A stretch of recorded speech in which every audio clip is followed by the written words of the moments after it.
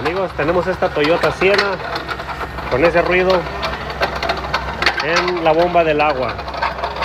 No se ve porque está dentro del cover de tiempo.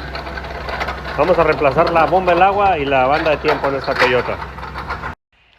Para tener más espacio para trabajar en la banda, les recomiendo quitar todo esto de los parabrisas.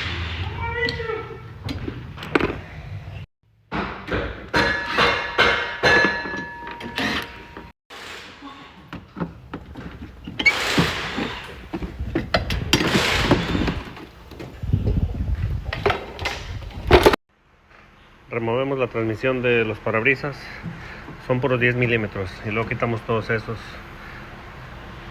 para quitar este metal de aquí. Ahora que tenemos más espacio, vamos a remover el soporte del motor y vamos a quitar estas líneas. Ahora vamos a remover la tapa del tiempo, tiene 7 tornillos 10 milímetros aquí. Ahora vamos a remover este bracket, tiene 4 tornillos 12 milímetros. Vamos a remover la polea del cigüeñal. Para remover la polea del damper no se ocupa el extractor. En el motor 3.3 y 3.5 de Toyota sale muy fácil jalándola de los dos lados al mismo tiempo. ¿Ven qué fácil? Ahora removemos el cover de plástico de la parte inferior del motor. Antes de remover la banda, le recomiendo ponerla a tiempo. Aquí está una marca en el cover y acá está otra marca en la parte de arriba, no se alcanza a mirar.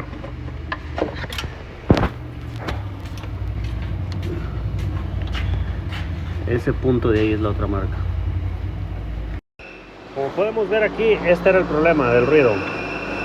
La bomba del agua estaba dañada. Vamos a reemplazar la bomba y todos los componentes.